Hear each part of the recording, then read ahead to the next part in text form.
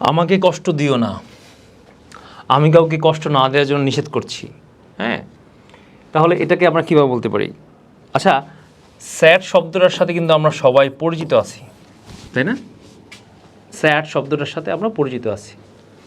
তো এটাকে কিন্তু আমরা চাইলে ভার্বে রূপান্তর করতে পারি। স্যাড হচ্ছে একটা অবস্থা, কোনো ব্যক্তি বা মানে কোনো ব্যক্তির মানসিক অবস্থা। আমি বললাম আই এম স্যাড, আমি দুঃখিত। এখানে কি আমার মানসিক অবস্থার কথা বলা হচ্ছে।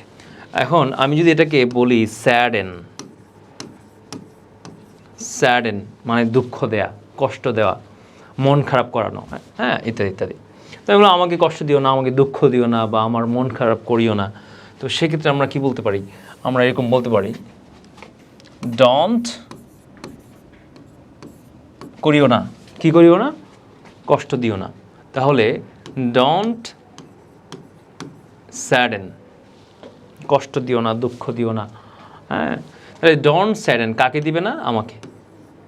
ডোন্ট স্যাডেন মি, ডোন্ট স্যাডেন মি, আমাকে কষ্ট দিও না। That's it. সবাইকে ধন্যবাদ। আসসালামু আলাইকুম ওয়া রাহমাতুল্লাহি ওয়া বারাকাতুহু।